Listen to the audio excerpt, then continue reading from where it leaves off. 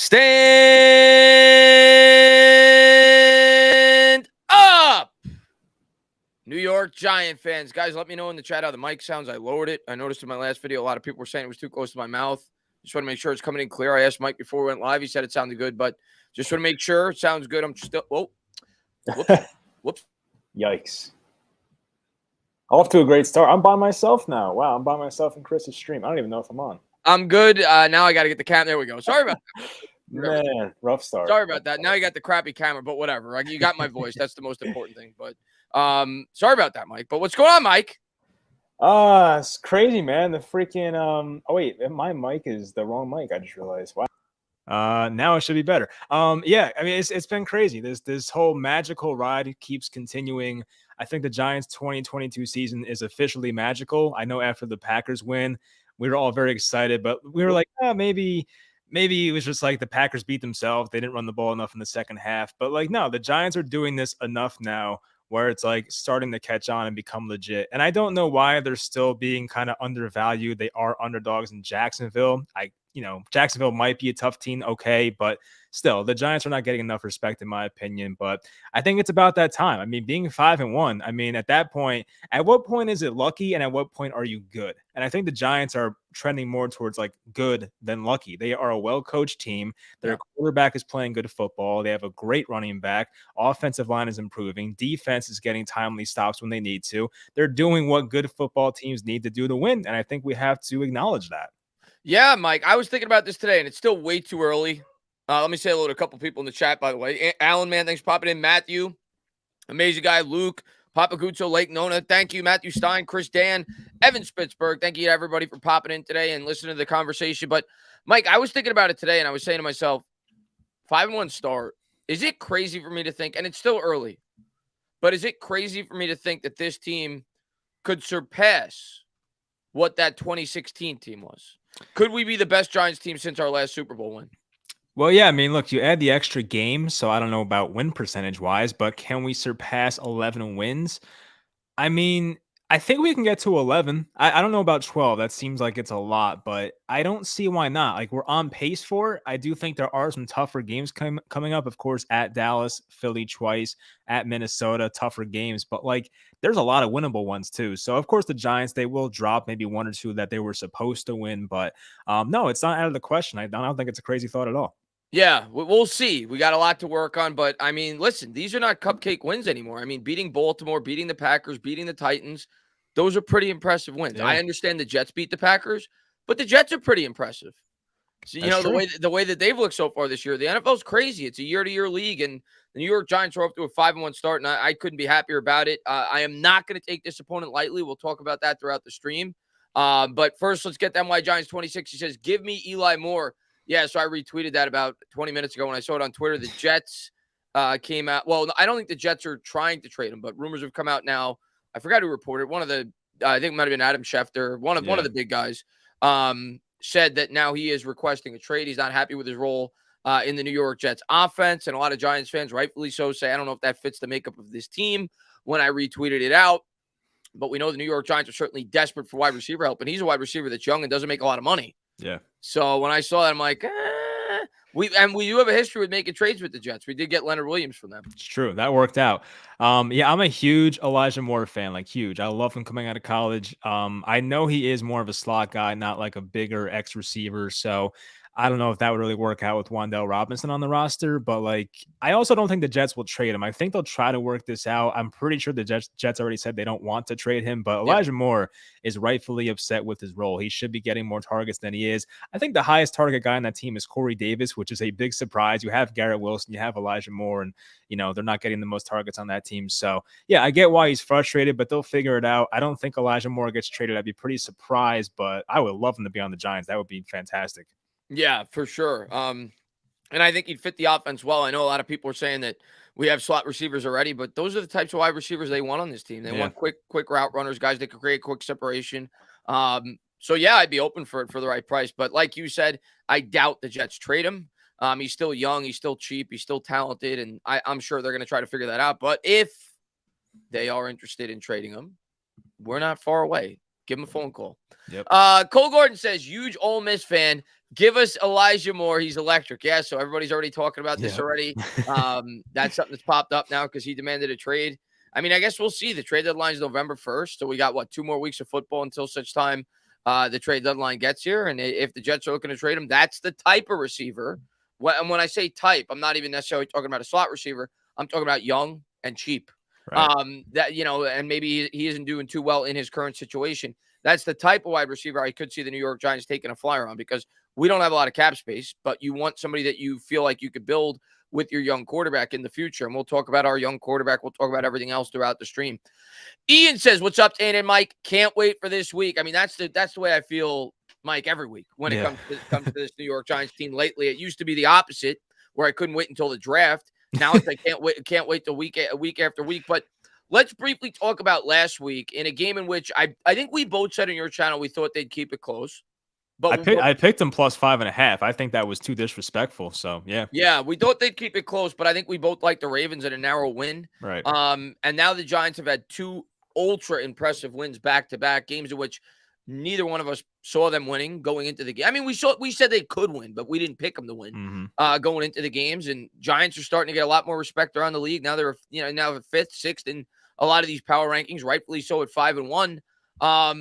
But yeah, give me some of your takeaways from that game last week against the Baltimore Ravens. Yeah, it just feels like a game the Giants stole, and that's not a bad thing. I mean, even yards per play. I mean, the Ravens had 7 yards per play. The Giants had 3.8, I think it was, yards per play. 3.8 yards per play.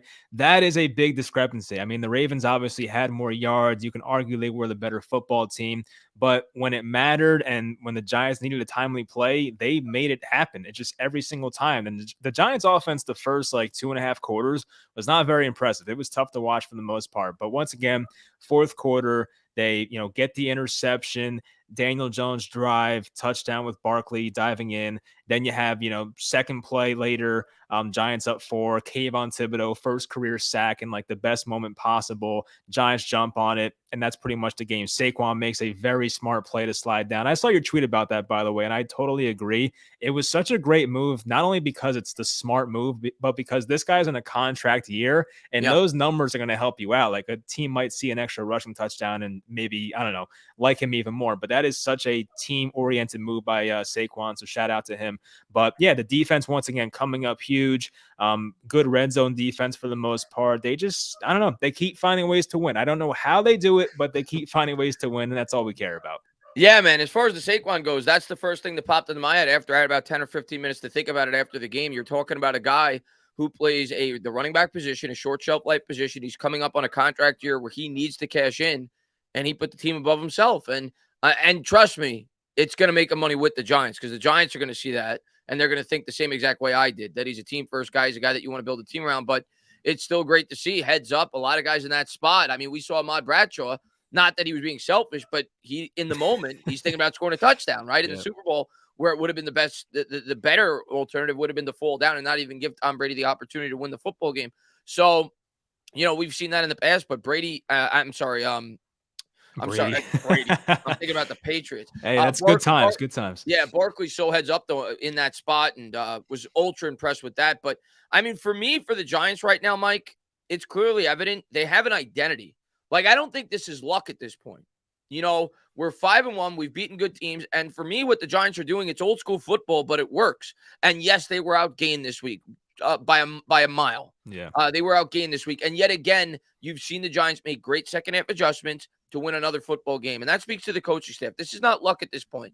What the Giants are doing is they're controlling the clock. They're controlling the pace of play. They're keeping their defense fresh. They're picking up key third downs, and they're allowing their defense to close out these football games. That's what they're doing. That's what they did against the Packers. That's what they did against the Ravens. They've had 2 drives in the last 2 weeks of over 7 minutes in length. They hadn't done that all of last year with Joe Judge throughout the totality of the season. They had 2 drives against the Packers, which equaled in the second half, both of them, which equaled over a quarter's worth of time. And then they did the same thing against the Baltimore Ravens this week in the second half, where they had 2 drives that equated to over 15 minutes worth of time. So they're keeping the opposing quarterback off the field, whether that be Jackson, whether that be Rodgers. They're keeping their defense fresh. They're controlling the clock. And their quarterback, even though the stats may not be the prettiest, I understand we don't have wide receivers. We're not throwing the ball over the yard. when push comes to shove, our quarterback is making the plays in the key moments, the 3rd and 14, the 3rd and 11 on the same drive in the first half. Key play after key play. We're getting much better in the red zone as well offensively, 59% on the year. I think we're 14th in the league in that category. We're 32nd last year. So we've just seen tremendous growth overall from both sides of the ball this year. Yeah, I agree with that part. I mean, it seemed like every time they got in a 3rd and long situation, like Jones just made a great throw. There was the whip route to Wandale for a first down.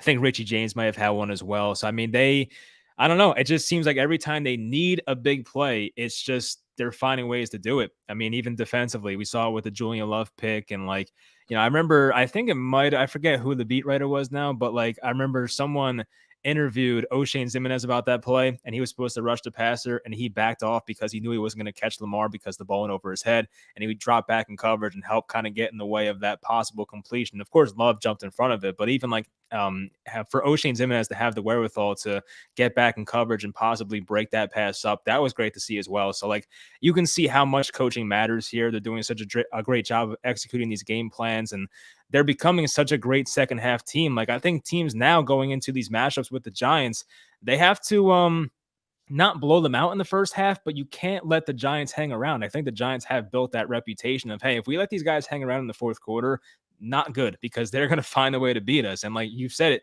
Daniel Jones, clutch drives. I mean, the Green Bay one was my favorite, but even back to Tennessee, this week it was a shorter one, but even to make it a 3-point game, I think it was, Jones had a longer drive to give the Giants a touchdown. And Daniel Bellinger, by the way, just awesome start to his career. I think we expected Bellinger to be a solid player, but not this quickly. It's been awesome. His development has just been, he's getting better each and every week. That's not an exaggeration. He's been getting better. So I'm excited about that. But yeah, the offense is, it's doing just enough, but the defense has been the more impressive part so far. Yeah, and what was thought to be a not it wasn't like a top-heavy tight end class, but it was supposed to be a really deep tight end class. He leads all tight ends in catches, touchdowns. He's tied for the lead in touchdowns, catches, yards, and touchdowns. So, yeah, like you said, he's off to a tremendous start. Yeah, and with Jones, it's just about situational football for me. So for me, he continues to grow and continues to make it look more and more likely that he's probably going to be back here as the quarterback of 2023 if he can keep this up. I mean, for God's sakes, we're off to a 5-1 start. We got Jacksonville on deck. I still can't believe we're where we're at. I'm going to respond to a couple people in the chat. Ian said, I think I already read that, man. He says, can't wait for this week. Yeah, you and me both, Ian, man. Cannot wait. And we got a tough matchup, though. I'm not taking Jacksonville lightly, and we'll talk about that throughout the stream. Bryce, man, what's going on, man? If we go 7-1 into the bye, can we see you hit the gritty like Mike G? You see that, right? That Mike Gesicki? I mean, that was terrible. Yeah, I did see that. God. I don't know what I'll do if we get to 7-1, Bryce. Let's get there first. I'm not even thinking about 7-1 until I get to 6-1. It's 1 week at a time, and we got 2 tough road games. I'll do something if we get to 7-1 at the bye. We'll have some fun on the channel for sure, but let's get there. Right now, I'm just thinking about 6-1, and I'm not taking this opponent lightly. Bob, man, thank you very much, man. What impressed me about DJ was the London game. 82-yard drive with no Saquon. I think it was actually 92-yard drive. Yeah. With no Saquon. That, to me, was a statement for him. Yeah, that for sure. And he had another long drive, even in the first half, when the game was getting away from us a bit. He had that key touchdown drive with the 3rd and 14 and 3rd and 11 conversion last week. Like you said, he had the drive that got us within 3. Daniel Jones has had 3 10-point comebacks in the second half this year. He was trailing by 10 at the half against both the Packers and the Titans, and he was trailing by 10 in the fourth quarter against the Baltimore Ravens. And Mike, what really stood out to me in that last game, at least from the quarterback perspective, and I'm not saying he's better than Lamar Jackson, okay? But what stood out to me is in that game, one of the quarterbacks cost his team the game. The other one helped win it. Lamar Jackson absolutely choked that game away, right? With the interception he threw when he bobbled the snap. It was a horrible throw. And for people that say, oh, well, Daniel Jones is just limiting turnovers, well, that's a big part of being a successful quarterback in the NFL. Being a winning quarterback in the NFL is keeping care of the football. And I was looking at Jones' stats, Mike, a day ago. Jones, since his rookie year, has as many fumbles over the last, 2.5 seasons? Well, this is 4th year. So over the last 2.5 seasons, his fumbles equal what he had in his rookie year. He had 19 fumbles in his rookie year. He's had 19 fumbles since then. So he has grown tremendously in that area in terms of taking care of the football. And he's being more pressured this year than he's ever been. He's being I think it's 10.7% sack percentage, the highest sack percentage he's ever had in his entire career. But he's been much better in terms of holding on to the football, pocket awareness, situational awareness, not making stupid throws, so on and so forth. Yeah, he's been improving in a lot of areas. I mean, it's been very encouraging so far. I know he doesn't have receivers, but you can argue this is one of his best situations in his career. A lot of that due to coaching and a lot of that due to Saquon having the year he's having. So I think the Giants are putting Jones in a better situation than the past 2 years. It couldn't get worse, to be honest with you, but that's also helping. I mean, I saw Talking Giants had this point. I saw Bobby talk about it and Justin. They were like, they didn't think Jones was playing that much better than he had the past couple years, but it's more about the surroundings are better. And like, I agree with that. I can kind of get on board with that. I do think Jones is better in the pocket, like pocket awareness wise.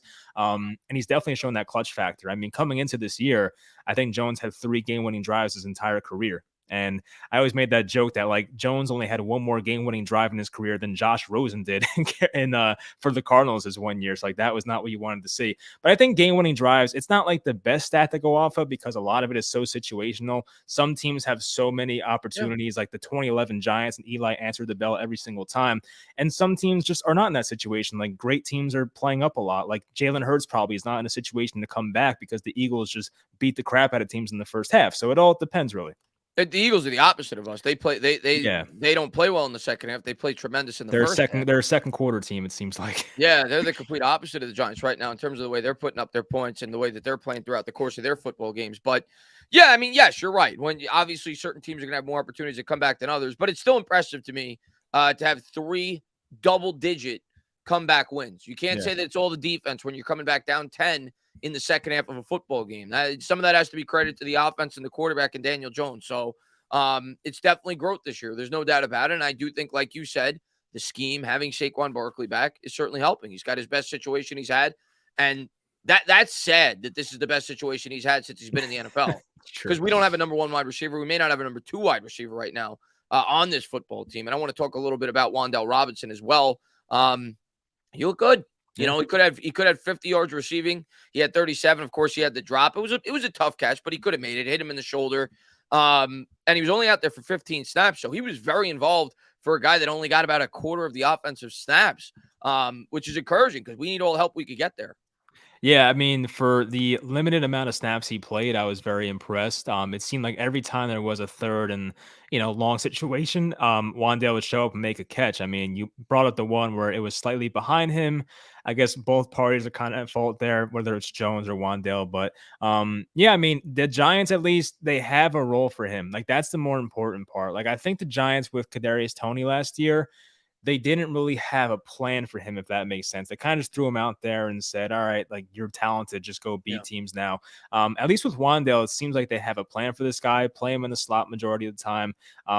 Get him routes where the field's going to be open, like have the 2 or 3 other receivers go deep and let Wandale work the middle of the field by himself. Like we saw that on that whip route first down play. I think the other guys went deep. They gave Wandale the whole middle of the field to himself and let him operate. And that's where he's good, like that, just short area quickness. Of course, he can take the top off a defense as well. So a guy that size, it's about staying healthy. He does have an injury so far in his short NFL career, but if he can stay on the field, I'm definitely excited about what he can bring to this offense the rest of his Giants career. I'm excited for him, man. I don't think he's a number 1, but I definitely think he could be a very good wide receiver in the NFL. I'm very excited about him. And he's not a gadget player. I'm telling you that right now. You can use him in the backfield. You can use him in that capacity, but I think this guy is a legitimate wide receiver, regardless of his height and everything else. I see him as a more explosive Cole Beasley. Like you said, a guy that's capable of taking off the top of a defense because he's more athletic, but he's also that quick, slot receiver that creates quick separation and gives your quarterback easy opportunities. So I'm excited for the growth of Wandale Robinson. I think he could be a very good wide receiver in the NFL, and I think he's shown you that thus far. He's got to stay on the field, but he looked really good in his debut. Well, not his debut game, but really his first full game as a New York Giant, and it wasn't even really a full game because he's kind of getting eased back in. But in the limited snaps that he got, he looked impressive, and I only expect that to continue. What about Randall Cobb as a comparison, like young Randall Cobb? Yeah, that's a better one. I like that one because he had some juice when he was younger. Like he was having kick returns, and he was good. How tall is he? He's about 5'9". I just looked it up. Cobb is 5'10", 195. Wandale's 5'8", 185. So weight wise, they're close. Height wise, 2 inches off. That's a pretty good comparison. Yeah, and Cobb was mainly a slot guy too, so yeah. Not to say that I think Wandale's. I mean, because Cobb was great, like in his heyday with and maybe and hopefully he reaches that level. And I'm not saying he can, he definitely could, but that's a really good comparison. That's the type of wide receiver I could see him being. I would sign up for that. Yeah, right now, that'd be great. Yeah, I like that comparison. I could see that. King, man, thank you very much, man. The disrespect for DJ is insane. It's not a coincidence with a competent coaching staff that he's flourishing. I truly believe he's a franchise quarterback. Yeah, King, listen, man, I was actually thinking about doing a video probably next week. I'll wait till after this week. And I think I want to rank him amongst the quarterbacks in the league and talk about where I feel like he is at this point in time. But what I'll say about Daniel Jones right now, he's, regardless of where I have him ranked right now, he's trending up. He's improving week to week. He's gotten better week to week. And I'm not ready to say quite yet, like you are, King, that he's a franchise guy. I think he could be. I'm not going to say it's impossible. That's for damn sure. But I definitely think he's closer to being that than he was at the start of the year.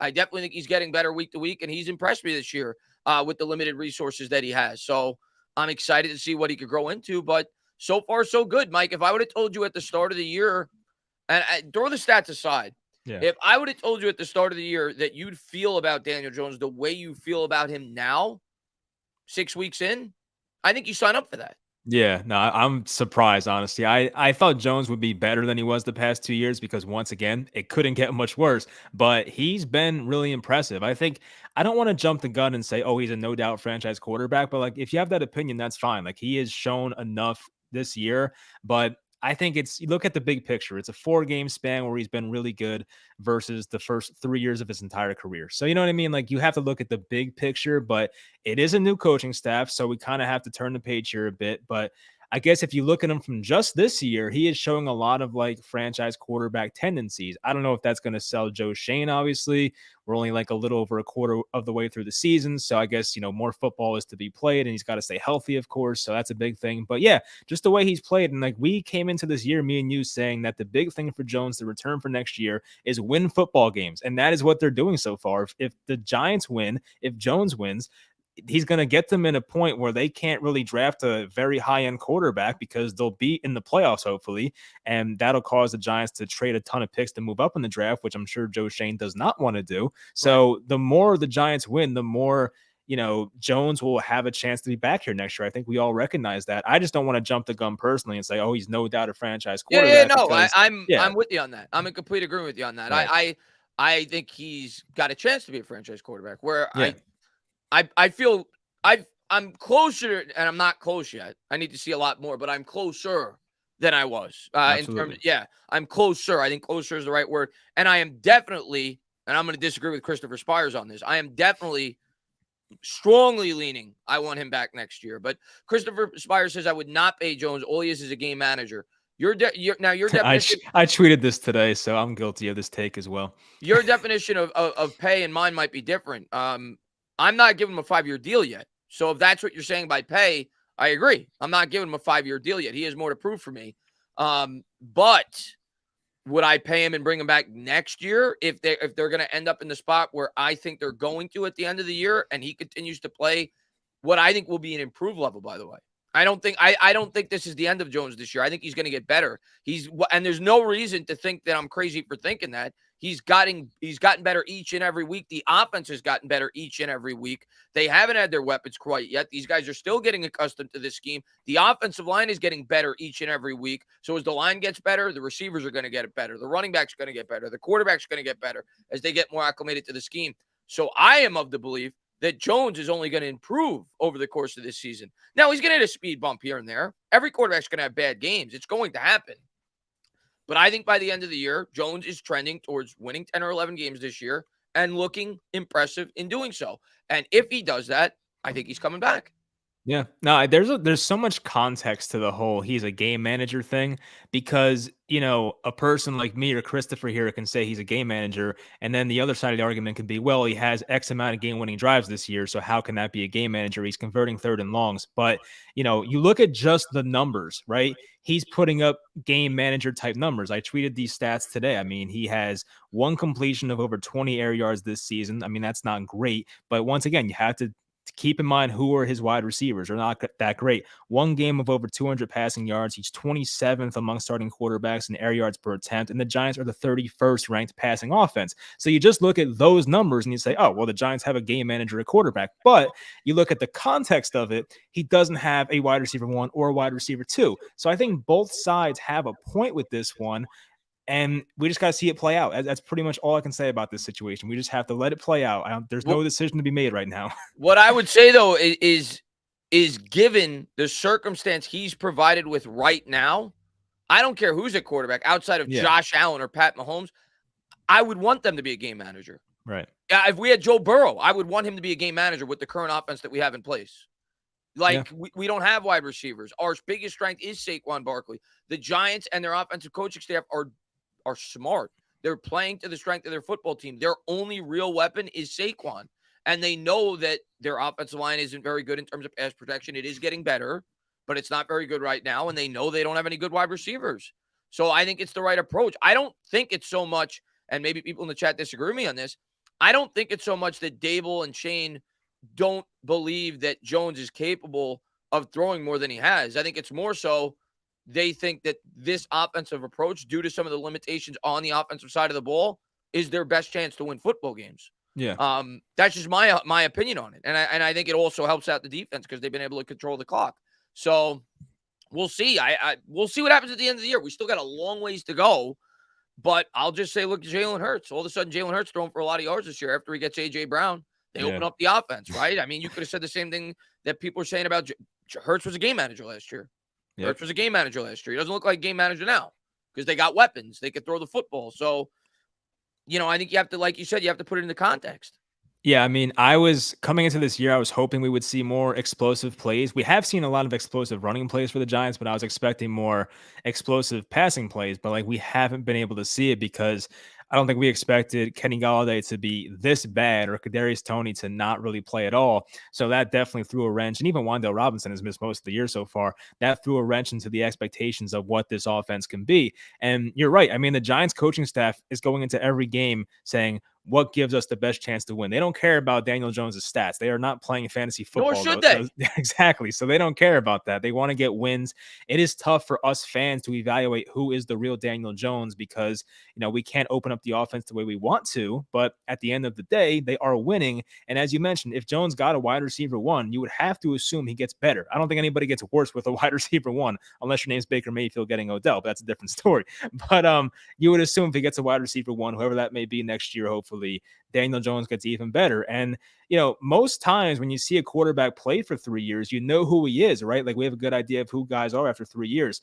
Jones might be a special case. He might, have needed a better coaching staff. And, you can't even say that he had decent coaches in the past. I mean, Joe Judge was a guy that, should be coaching Pop Warner somewhere, seems like. And even like Garrett. Yeah, Garrett was terrible. Pat Sherman was fine, play calling wise, but that's when Jones had a good year. 24 touchdowns, 12 interceptions. I mean, it was a pretty good year in some cases. So I'm just excited to see how the rest of this year goes. I'm enjoying the ride, and we'll evaluate the whole Daniel Jones thing in December and January, whenever the hell that comes up. And yeah, it's going to be a topic all year. We got 11 games to go. We'll see how he continues to grow throughout the course of the year. JC, man, thank you so much, man. Don't get why DJ isn't afforded excuses Fields gets. Rodgers, Wilson, Stafford, Tom Brady facing aspects of what DJ dealt with, all struggling. Thought those guys supposed to be the force multipliers and throw everyone open. Yeah, JC, it's a fair point. Here's what I'll say about Fields, and I'm not trying to defend Fields. I'm not, because I agree with you. I think that there's a lot of people that are anti-Daniel Jones. You hear about Kyler Murray now. Kyler Murray's been in the league now for 4 years. I see it on Twitter. People are saying, well, it's the coaching with Kyler Murray. It's what Giants fans have been saying about Daniel Jones the last 3 years, but you ignored that. But you're willing to say it for Kyler Murray. So I agree, JC. I think people have an agenda. And when people have an agenda one way or the other, whether they're pro-Daniel Jones or anti-Daniel Jones, they're going to find things. They're going to manipulate things to favor their side of the argument. That's just the fact of the matter. That's the truth. So I think you're right. I think what you just said, you look at Russell Wilson, how bad he's struggling. Stafford, I think, is more of an injury situation. Fields is in an atrocious situation. atrocious. They set him up to fail much like Jones did. But then you hear Giants fans say, well, put Fields on the Giants, he would be much better. I don't know about that. So, Mike, I agree. I think I don't think it was ever crazy for Giants fans to say Daniel Jones doesn't have enough to be a successful quarterback in the NFL. Yeah. And I think that's becoming more and more clear this year. The question is, in the end, I'm not even saying so much this year, because I do think he could be back if you don't have to make a long-term commitment this year. In the end, they're going to have to come to the conclusion, is he worth that long-term commitment? That's the biggest question for me. I am of the mindset at this point that I do think he's in like that Ryan Tannehill tier, at least for me right now. I think he's at least approached that, and he's in that category, which for me is a guy that you could keep around for a couple of years until such time you feel like you're ready to get your quarterback. Obviously, a younger guy with more upside than a guy like Tannehill, and I think he could build and become something even more. The question is, does he get to that? Because that's at the point where where he graduates to the point you say, I'm all in on this guy. I don't think he's quite on that level, and hopefully he continues to build throughout the course of this year. But I definitely think for me at least, he's gotten to the point where I don't feel the need to have to do everything in my power to draft a quarterback next year. Yeah, exactly. Like, we have been afforded that situation, which is nice. I think, like, I'm looking at it now, like Mitch Trubisky got a 2-year, $14 million deal this offseason with the Steelers. I would be okay with that for Daniel Jones because it's a contract. He's getting more than that, Mike. You think so? Yeah. I guess especially if he trends like this. But yeah, it's like, my point is though, like, it's a contract that you can get out of after the first year. Like, let's say the Giants bring back Jones for next year, he gets hurt or he sucks or something. They can at least get out of it and not have to pay the price for having him in 2024. So a contract like that, where it's 1 year pretty much guaranteed, the second year you can get out of, but at least you would give yourself that like insurance that if Jones actually does turn up next year and becomes like a really good quarterback, you can bring him back on a long-term deal, and then there's your answer. Yeah. And King, I'm saying he's on that level from, like, to me, Tannehill, I don't think that's a knock, by the way, King. And I agree that Tannehill has a much better situation, or had a much better situation than Daniel Jones ever did. Derrick Henry, A.J. Brown when he was on the team, like Corey Davis, he had a really good situation. I honestly think Jones is will be a better quarterback than Ryan Tannehill. I really do believe that. Tannehill was afforded a great situation, but that's not really a knock. Tannehill proved that he can win. Tannehill went to an AFC title game. Tannehill had the highest QB rating in football 2 years ago. He proved that given an ideal circumstance, he could win and be effective in doing so. He just, to me, wasn't worth, he wasn't on the level of like an Aaron Rodgers. He wasn't on the level of a Josh Allen. He wasn't on the level of a Pat Mahomes. That to me is franchise quarterback level. He wasn't on that level. I have gotten to the point where I do think Jones, at the end of the year, if he could stay healthy, has gotten to that level for me where I could say, yeah, I'm willing to push forward this guy for a year or two until such time. And if he could continue to grow, then we'll think more long-term. And you take it year by year basis. That's where I'm at with him. I know fans like King. I know there's fans in this chat that are already of the mindset that this guy's worth a 5-year deal. And I know there's some fans that are of the mindset this guy's not worth another year on the New York Giants. Right. I'm neither camp.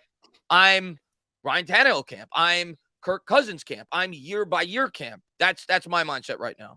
Yeah, I would prefer to take this year by year. I mean, Tannehill was an absolute stud with the Titans that 1 year when he took over for Mariota. Like, he led the league in quarterback rating, yards per attempt, all that crap. Like, he was really good. So, if Jones ever got to that level, I mean, you got to give him an A.J. Brown. You got to give him a Corey Davis first. But, that would be awesome. I think, like, Tannehill, as you mentioned, got to an AFC title game. That's great. I mean, with quarterbacks like that, you have to wonder, can you get over the top with those guys? That's the question they got to ask themselves. I mean, I don't know if Daniel Jones will ever be a Super Bowl quarterback, but I do think if the Giants really get a great team around him, it's possible. I don't see why not. I mean, freaking Garoppolo was a throwaway with the Niners. I mean, I don't see why Daniel Jones can't do that.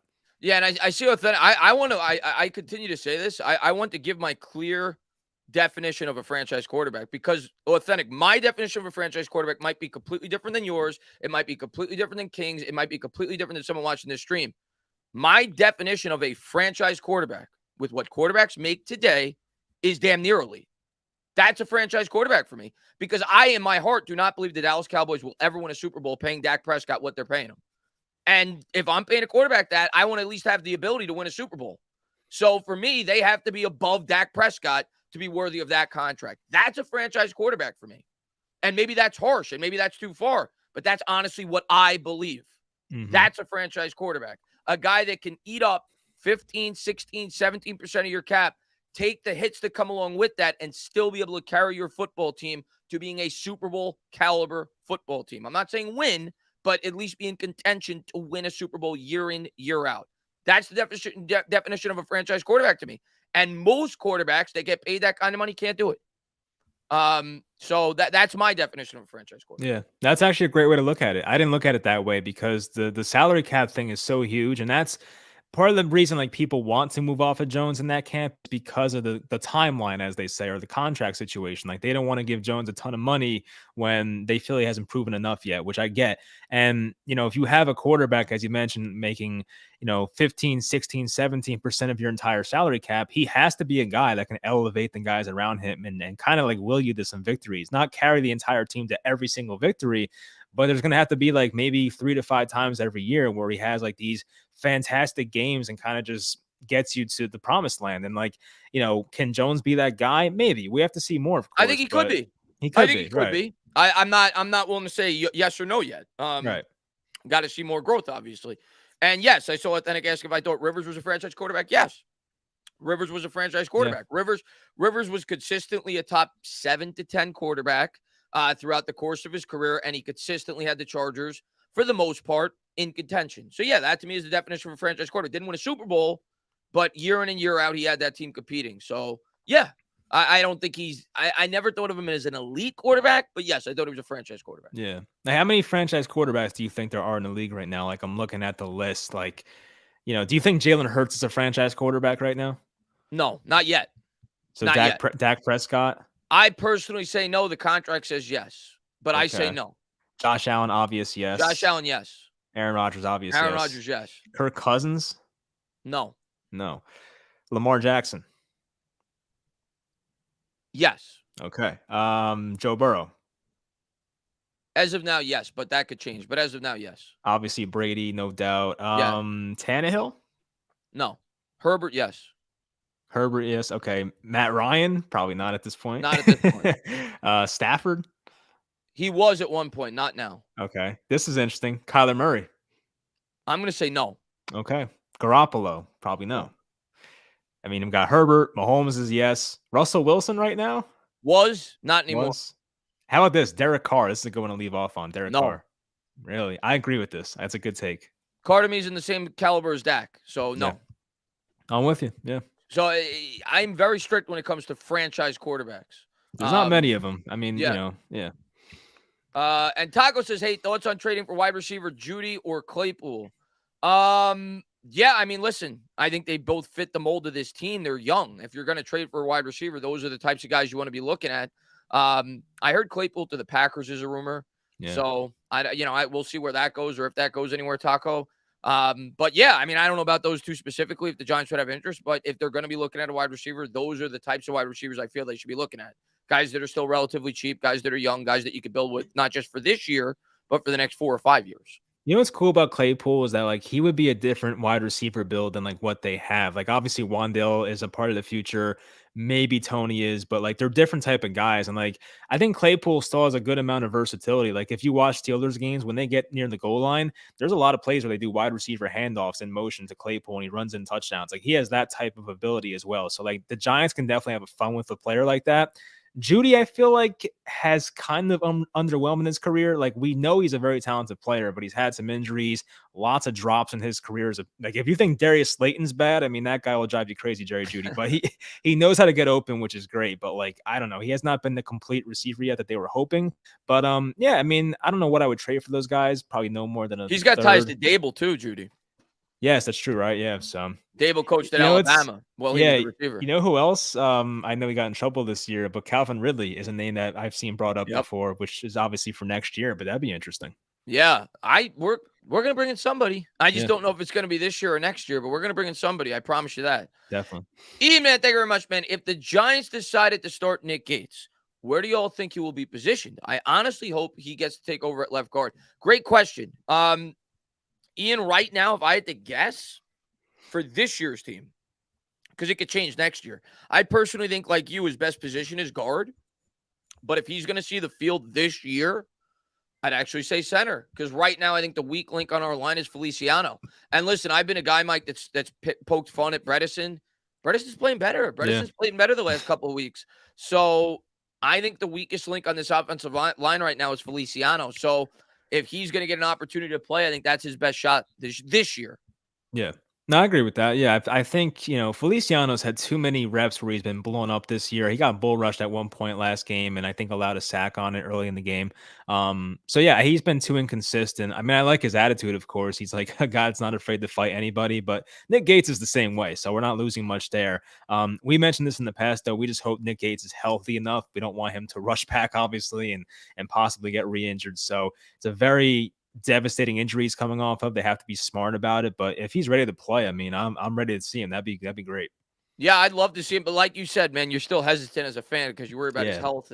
But yeah, I'd love to see him back out there. A leader of the team, was at least a pretty good lineman for the Giants. So I'd love to see him get an opportunity. I still think, and maybe I'm being too conservative, I still think we probably gonna have to wait another year to see him on the field as a starter. But we'll see. I mean, he's still coming back from that injury. I didn't think he'd be where he is now.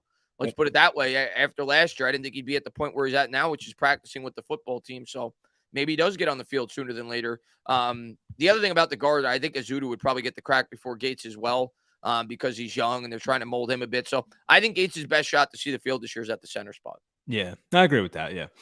Hey, man, thank you very much, man. Here's a name for a possible trade. Terrace Marshall from Carolina. Young, so he's cheap, plus he's a bigger receiver. Maybe get him for a later round pick. Yeah, I've seen people mention him.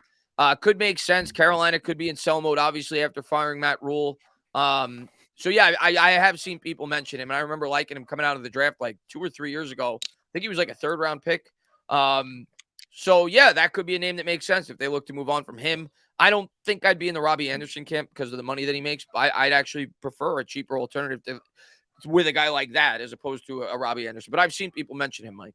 Yeah, the interesting part with him is like how much does the new coach, what's his name, Steve Wilkes, how much do they play him? Because obviously they just traded Robbie Anderson after his meltdown. Right. And I saw that I think he had a season high in snaps this past week. Yeah, he played 45% of snaps, Terrace Marshall, season high. So maybe the Panthers start to use him more, but that also could be to kind of like promote him to possibly trade him as well. So I don't know what they think about him, but he's interesting. Definitely. He's very talented. Obviously, as you said, he might've been a second or third round pick. So young guy, cheap guy. I don't know how many years are left in his contract, maybe 2, but that would be a nice buy low opportunity.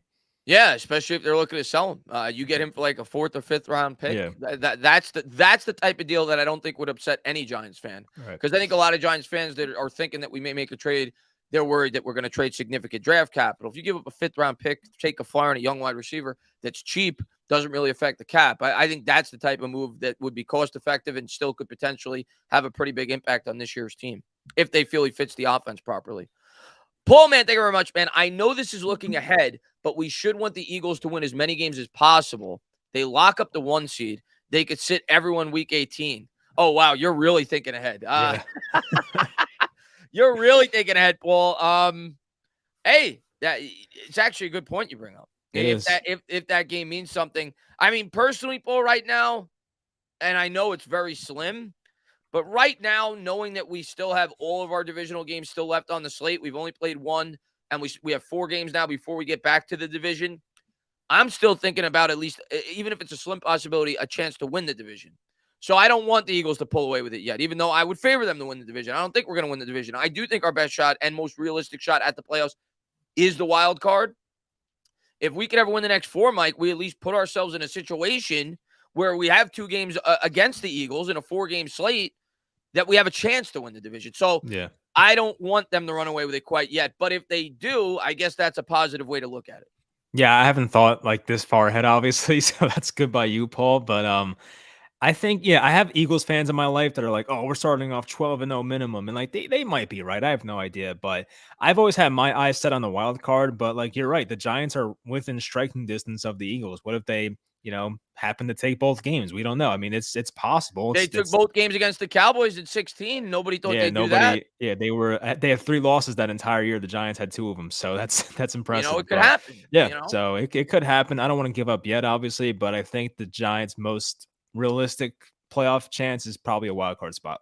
Yeah, I agree. No, I definitely have a peg for a wild card, but I don't want to give it up yet. Even if it's like a 5% chance right now, I don't want to give up the division yet. Yeah, exactly. We're a game out. We're 5-1. Yep.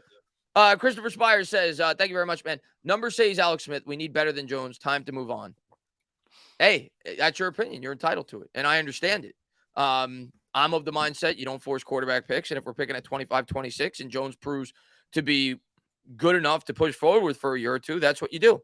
Yeah. I'm of the mindset if I don't want to give up multiple first-round picks to trade up and get a quarterback for a team that still has deficiencies, which I think we could all agree with.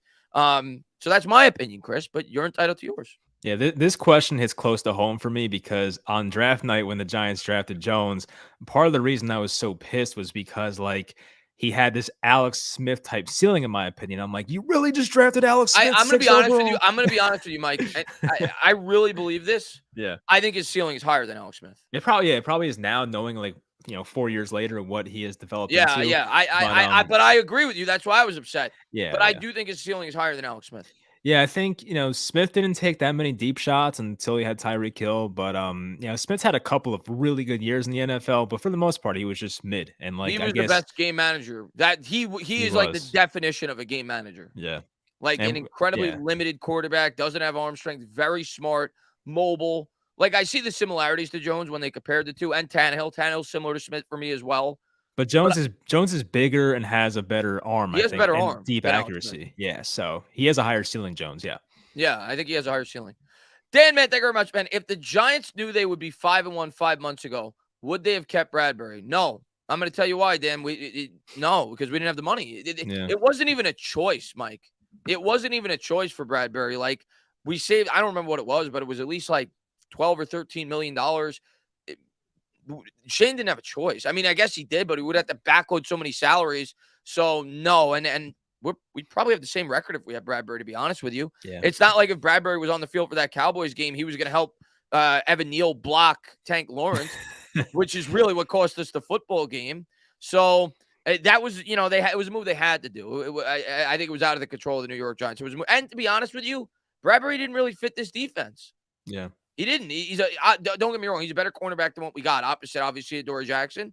But he didn't fit the defense, and we needed the cap savings, and it wasn't worth backloading salary for a 30-year-old cornerback. It just wasn't. Yeah. He always seemed like more of a zone corner, I think. So, I mean, that does make sense. He wasn't the perfect scheme fit. And it just sucks that he plays for the Eagles. That's what bothers me. Like watching that game on Sunday night, I was like, oh, there's a Bradberry interception for the Eagles. Like it's crappy to see that. I feel like if he went to like the Texans or some team like that, it wouldn't bother us as much. But as you said, it wasn't financially possible for the Giants to keep Bradberry. So it is what it is. Yeah, it wasn't even like it's why I didn't even, it's why I didn't flip out. I wasn't upset going into the offseason. It was like, this is going to have to happen. Yeah. Right. And it was the right decision by Shane, as much as it may hurt some fans. It was the right decision. Pete, man, thank you so much, man, for being such a great supporter. He says, I was a big-time Jones doubter. I don't believe he's a game manager at all. I think he's a legit franchise quarterback who's just beginning to become untangled from the mess of 3 different systems, no protection, no weapons. He can flourish eventually. I'm going to agree with a lot of what you said there. I'm not to the point where you are, where I'm saying he is definitely a legit franchise quarterback, but I am of the mindset of you that he could be, where I was not in the mindset 2 years ago, if you would ask me. I am of the mindset that it's possible he could be. And think about this, Mike. Because I was getting into debates on Twitter with Kyler Murray and Daniel Jones, and right now Kyler Murray's still above Daniel Jones. Yeah. All I threw out there was the thought, could he pass Kyler Murray by year? It's getting closer. The gap is getting closer. Because Murray's getting worse this year and Jones is getting better. So it's getting closer. I'm not saying he's better than him. It's getting closer. But Kyler Murray, and I understand Kingsbury's not a good play caller, and that's the excuse that people are using for Kyler Murray right now, even though he had the same play caller and everybody said how great Kyler Murray was his first 2 years in the league and how he was an MVP candidate and how he was perfectly fit for that scheme. But apparently now he's a horrible play caller. I don't watch Arizona Cardinal games, so I can't speak on it. Other people are going to be more educated than me. So, for instance, Dan on Twitter said he watches the film. Kingsbury's a horrible play caller, and he's probably right. I'm not saying he's wrong. But my point is, he's had the same scheme for 4 years in the NFL. Never had to learn a new scheme. Never had to learn a new offense. He's had DeAndre Hopkins. What if Brian Dable was the play caller day one for Daniel Jones? How much different would he look as a quarterback right now? Yeah, probably different. We'd have a much different opinion right now. Yeah. Much different. Yeah. Especially if you had a legitimate number one weapon like a guy like DeAndre Hopkins. So I am not to the point where you are, Pete, where I'm going to say he is, but I am at least open to the possibility that he could continue to grow as a quarterback with a much better play caller in Dable and could eventually develop into that.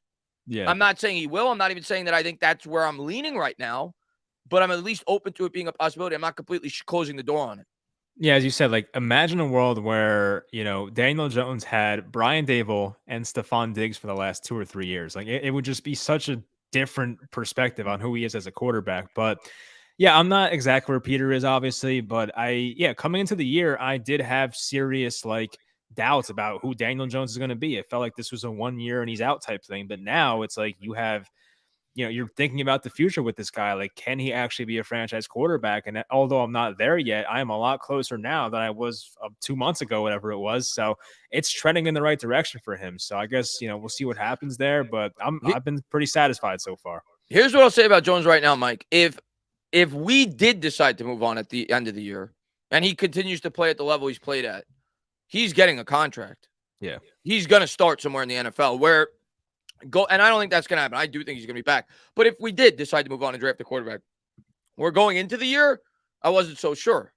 I am very confident he will get an opportunity to start somewhere in the NFL next year and get a legitimate contract if the New York Giants let him go.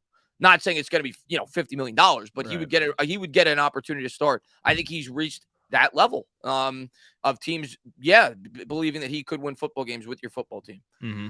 Alien Man, thank you very much, man. What's up, guys? Elijah Moore has requested a trade from the Jets.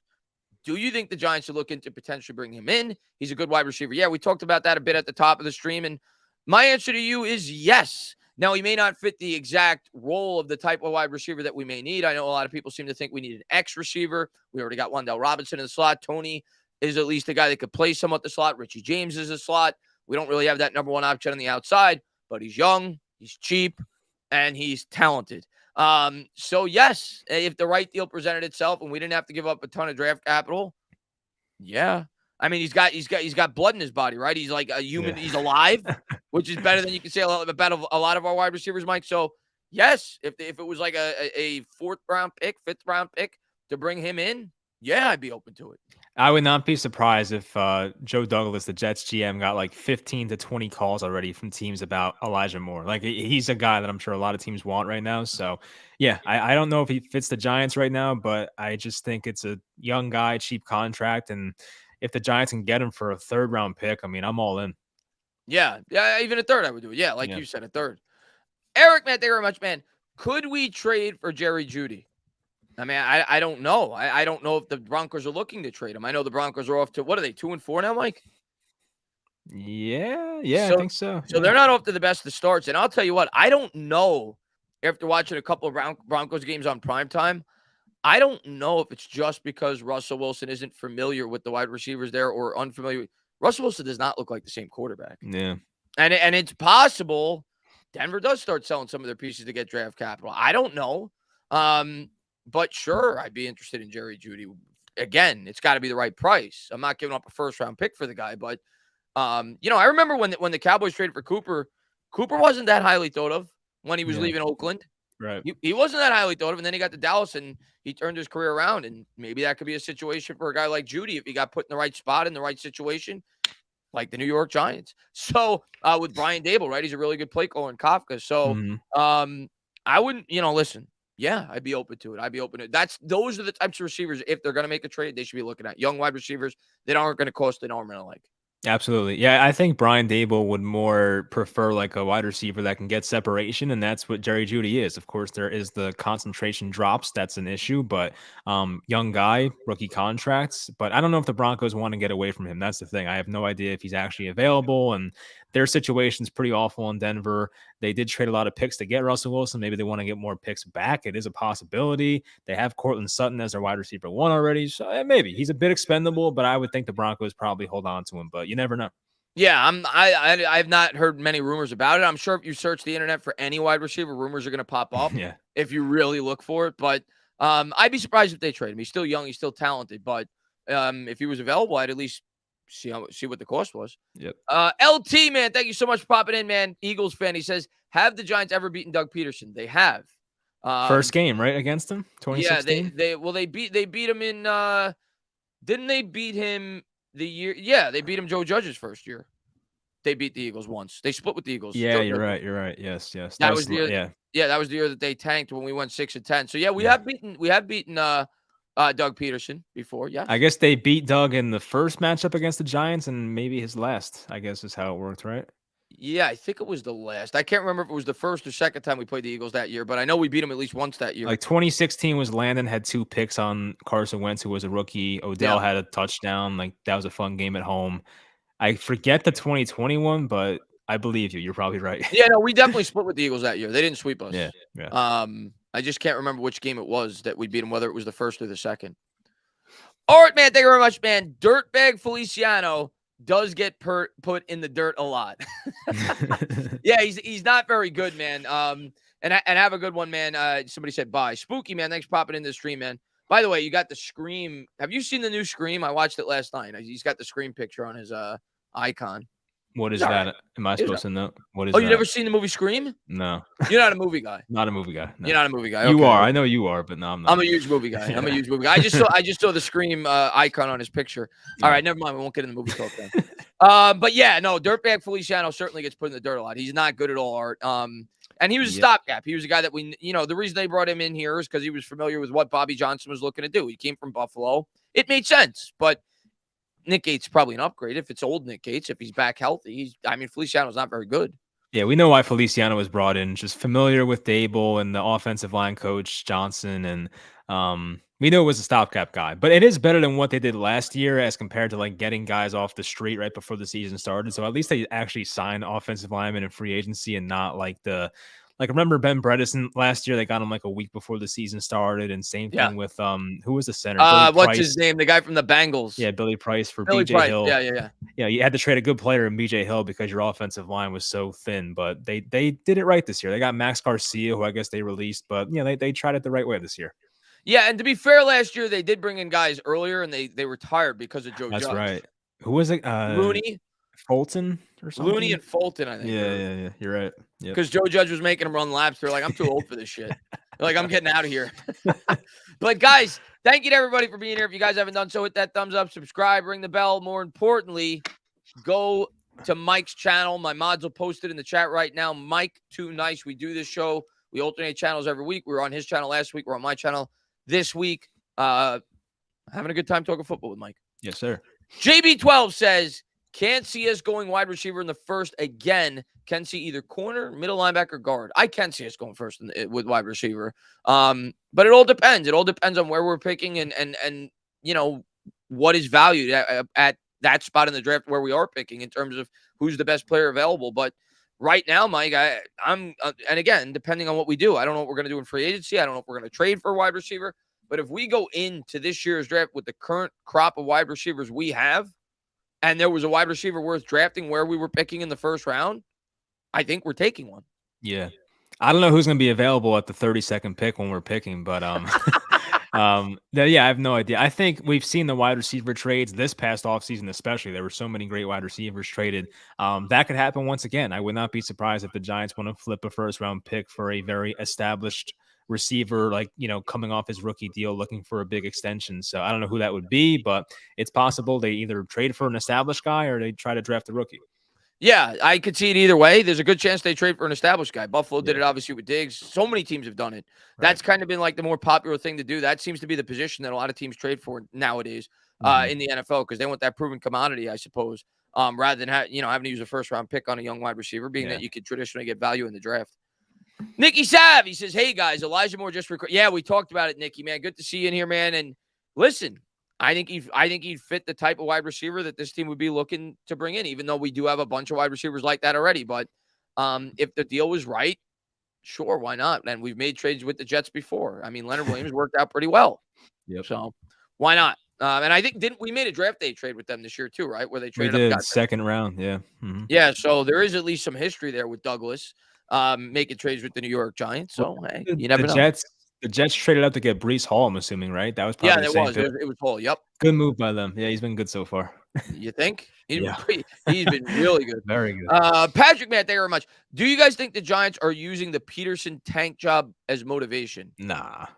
It's a brand new team. I don't think they care. It's like Dable wasn't here for that, Like, yeah, it's a brand new team, and a lot of the guys that are currently on this team weren't on that team. I could see some guys like Julian Love was outspoken, Darius Slayton was outspoken, Jones, Barkley was on that team. Definitely. So yeah, Leonard Williams was on that team. So yeah, some of these guys were Dexter Lawrence. So yeah, some of them were maybe. But I doubt it. He's with a new team. We have a new head coach. I don't think they need that as motivation. I don't think that Dable's using that as like bulletin board material. You know what I mean? Like it's just a player thing. If he's going to have bulletin board material this week, it's going to be against Vegas. Yeah. Like if I go into the locker room of the New York Giants, and whether you think it's fair as a fan or not, it's definitely material to juice up the players. You go and listen. The betting public, everybody continues to doubt you guys. You're going up against a team that's dropped their last 3 games, one of which was to the Houston Texans. They lost another game to Washington. They're 2-4. They've lost 3 in a row. You're 5-1. You just beat the Ravens. You beat the Packers. Yet they think you're a 3-point dog. That's enough bulletin board material. Yep. I don't need the Doug Peterson stuff. That alone should be enough bulletin board material that the Giants continue to be disrespected. I agree. That's all you need, yeah. And bet the Giants this week. Julie, man, thank you very much, man. Hope our team isn't taking Jacksonville lightly. They have some young talent, but 3-point underdogs needs to be, he just said it, needs to be bulletin board material. Underdog mentality. I predicted the future, Julian. I knew what you were going to super chat. Yeah, I agree. I think that's bulletin board material. That should give the team some incentive, some motivation. The other thing with them, and I kind of hinted at it today on Twitter, Evan Ingram back this week. Yeah, that's right. Yeah. Evan Ingram back this week. He's been decent, They should be practicing their tip drills because he's going to bobble a couple of balls. True. I promise. I didn't look at the chat either. Me and Julian are just on the same wavelength. I did not look at the chat for that one. So the bulletin board material was a good term. It's a good term for sure. Let's talk briefly about this Jacksonville team. I don't know how much research you've done on them. I'm going to have my preview video up tomorrow. But when I look at the Jaguars, I mean, obviously you worry about the defensive line. They have a very good defensive line. Our run defense has been piss poor so far. We're giving up 5.6 yards a carry. That's kind of our weakness. And Jacksonville's ran the ball effectively. So I worry about that a bit going into this game. Now, I will say I think those stats are a little skewed. Leonard Williams missed basically 4 games. We've also had a defensive approach where we've had more DBs than linebackers in terms of because we wanted more coverage. So that's probably why we've allowed more rushing yards. Not to mention Lamar Jackson gets chunk plays on a per carry basis, right? You're talking about a guy that probably averages 6-7 yards a carry. So that kind of jumps up the average yards per carry against as well. But we have struggled against the run, where I do think we have a significant edge in this game from a defensive standpoint. If we can force them to pass, I think Wink is going to force turnovers because you have a young quarterback with Trevor Lawrence in a new scheme. I know he's looked impressive at times this year, and they do have an explosive offense. But if they can make that a one-dimensional offense in this game and make them predictable in third and long situations, second and long situations, I think Wink is going to have a field day against Trevor Lawrence. Yeah, and Lawrence has shown, as talented as he is, like he has shown the ability to throw some really bad interceptions. Like if you guys saw that interception he had versus the Texans a couple weeks ago, it was bad. Like rolling out, trying to make something happen in the he threw an interception in the red zone or in the end zone. So I mean, it was horrible. So he will make those mistakes. And we know Don Martindale is going to pressure him. And as you said, hopefully make a young quarterback who is still learning, but just try to get him to force him a pass he doesn't want to make. And that can definitely change the game. Yeah, I really do. I think we're going to be aggressive in this game for sure on defense. They got weapons, though. I mean, Travis Etienne is definitely a weapon. And obviously Christian Kirk, the $20 million man. So they've got some weapons. And the Giants really haven't gone up against any high-end wide receivers for the most part this year. They haven't gone up against any. So we'll see. We'll see how we stack up against Kirk's a slot guy too for the most part, so I'm concerned about that because that's going to be mostly Darnay Holmes, who has had his bad moments. I was this surprised, year. By the way, Mike. You mentioned Darnay Holmes. I looked at the snap counts this week. Darnay Holmes only played like 16% of the snaps. Yikes! Yeah, he didn't play a lot. He didn't play a lot. Maybe they benched him for public nudity or something. Yeah, that was a funny picture. Rel, man, what's going on, buddy? He says, get the team better. Keep 8 as placeholder for now. That's my mindset right now. Yeah. And maybe he develops into more than a placeholder. But right now, yeah, if I'm the GM, Joe Shane, and this team wins 10 or 11 games, I go in the next offseason saying he's my placeholder and maybe he could develop into more than a placeholder. But for now, he's my placeholder. I keep building up the rest of this roster. and we take it year by year. It's a year by year thing. You see how he continues to build with the team, and you go from there. That's, as of now, that's where my head's at. My head may be different in 8 weeks, Mike. Football is an ever-changing sport, right? You go through a lot of ebbs and flows, but right now, that's where my head's at. It's same what Rel just said. Definitely, yeah. I agree with this. I mean, that's where my mindset's at. Is just let's see how the year goes. But it's actually funny how different people are with Daniel Jones. Like, one end of the spectrum is like 5-year extension, bring him back, franchise quarterback. Then you have some people are like, this guy freaking sucks. He's a game manager at best. So it's funny. Like, I think me and you are more towards the middle. You're probably higher than me, of course. But like, I just want to see it play out more. I think I don't want to have an extreme take right now, and I just want to see how it plays out. But I think Rel had a good point right there. Yeah, I'm in the middle. I'm in the middle, and I'm hoping he could develop into more. But I see potential in the kid, and we'll see. But right now, I'm with Rel. If we could fast forward and the Giants do what I think they're going to do at this point in the season, I'm bringing them back for another year. Yep. We'll see if they could do it. Maybe they fall on their face and they win one more game the rest of the year. Then I feel completely different. So we'll see, but it's trending that way. Julian, man, thank you very much, man. I was at the game this past Sunday, and when Julian Love caught that interception and when Kayvon strip sacked Lamar, MetLife was as loud as I've ever heard it in years. Great way to get the Giants Nation going. Let's go, Julian. And Mike, man, I said it during the live stream this week, and I'm sure maybe you had the same thought process as me. And we've talked about it in prior weeks on the show. We've got a home field advantage. And Wink brought that up, I think, week 2 against Carolina. And that is more important than some fans may realize, especially in football, when you're at home, to have a home field advantage. Look at Seattle, the 12th man, to be loud. And you look at this past game, 4 full start penalties in the first quarter. You can't tell me that's not crowd influence. Yeah. That's when the crowd's at their loudest. They're amped up for the start of the game. The other team's coming out a bit shaky, a little, getting acclimated to the surroundings. 4 full start penalties. The Giants crowd made an impact on Sunday. Yeah, I agree with that. I actually forgot to bring up how different like the penalties were, the penalty yardage. They had 10, we had 3. I know that. Yeah, 74 yards of penalties for the Ravens, only 25 for the Giants. So I'm sure some of that's crowd influenced, and that definitely changed the game. Yeah, the crowd's making an impact. And that's one thing that I hope we're not overlooking as fans. This is really our first road trip of the year. We've had a favorable schedule in terms of that. We've talked about that on the show before. We played 4 out of 5 games were at home in a row. The other one was a neutral field game in London. So this is our first road trip where we have back-to-back road games. We'll see how the team responds. Yep. And Dharma says, Dave's for president. Let's go get Eli Moore. Yeah, right now, if the season ended, Mike, Brian Daboll's the coach of the year. Oh, yeah. No doubt. Brian Daboll's the coach of the year, and it's not very close. Well, I'll tell you second for me right now. Is it Sirianni? It could be. Okay. I wasn't thinking about him because I hate the Eagles. No, what's his name? The Jets coach. Oh, yeah. Robert Saleh. Yeah. Saleh. Yeah. I think he'd be second for me. 4-2. They've had some impressive wins along the way. I'd have the 2 New York coaches first and second right now. Yeah. Hey, the New York market helps, so I agree. But yeah, I think Daboll right now for sure. But if the season ended right now, it's definitely Daboll. Yeah, I think Daboll's the front runner right now. Yeah. Irish Rover. He says, do we really need a wide receiver with this Kafka offense? I think we need linebackers more.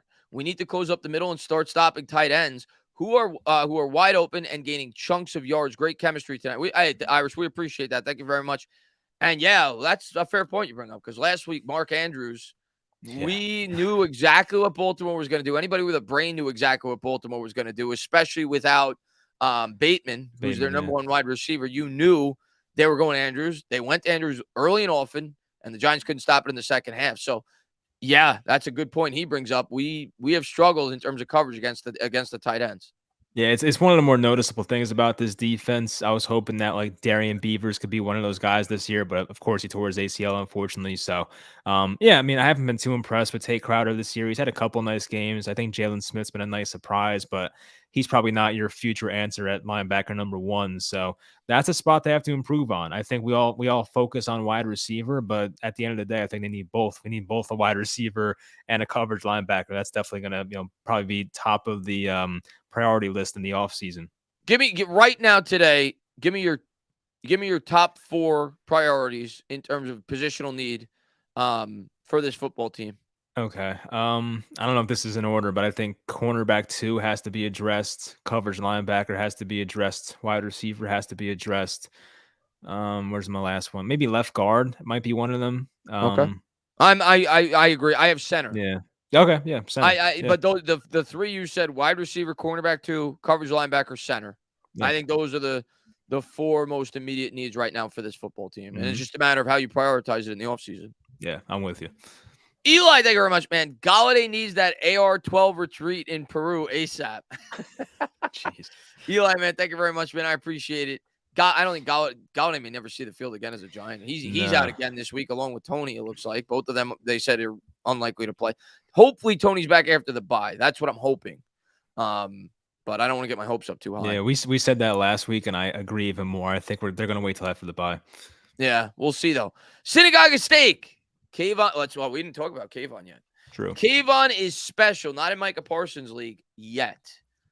Kayvon is special. We didn't talk about Evan Neal, too. 1 pressure and 32 pass blocking snaps. Great. He was great. Evan Neal looked great, and he's definitely a guy that's been improving dramatically as well. But yeah, let's talk about Kayvon, man. What you think he's starting to morph into that dominant force that we were hoping we would get when we drafted him 5th overall? You think he's already starting to approach that level? Yeah, definitely. I mean, look, the first game was disappointing. It was his first real NFL action versus the Cowboys. The Packers game, he played very well the entire game. We saw so many times where he influenced the play, especially the last play too, when Rodgers tried for the Hail Mary. He had a great game, just didn't get home, didn't get a sack, and some people were kind of disappointed by that, but he had constant pressure in that game. I think someone tweeted he had a 25% pass rush win rate in that Packers game. That's awesome.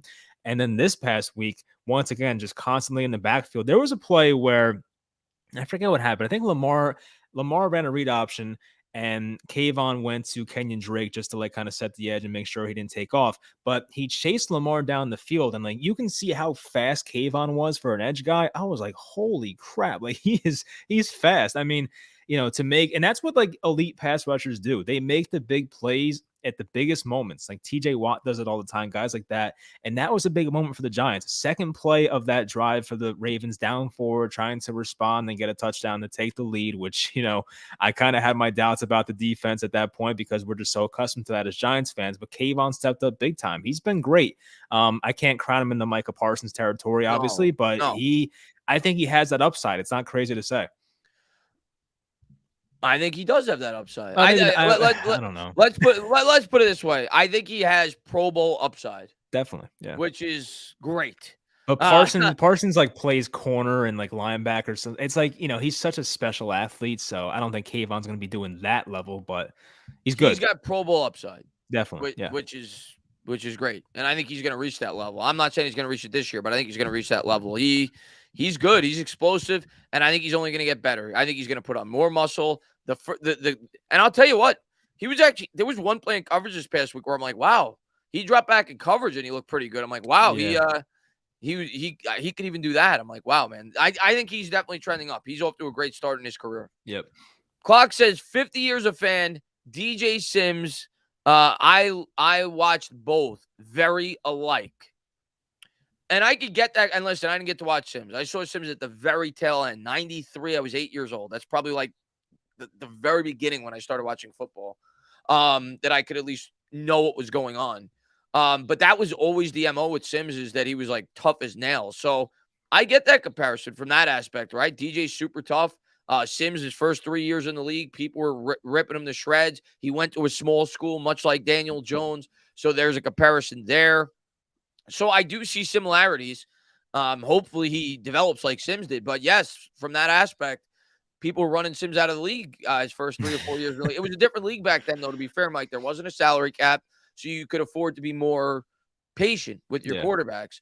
That's not the case now, but hopefully he develops in the same way that Sims did as a New York Giant. Yep. No, I can't really speak on it. I was not born yet, so I don't know. But I believe you guys. It's probably this. I know Sims had that quote when he was drafted, like, nobody knows who I am, probably. So I'm sure that's pretty accurate.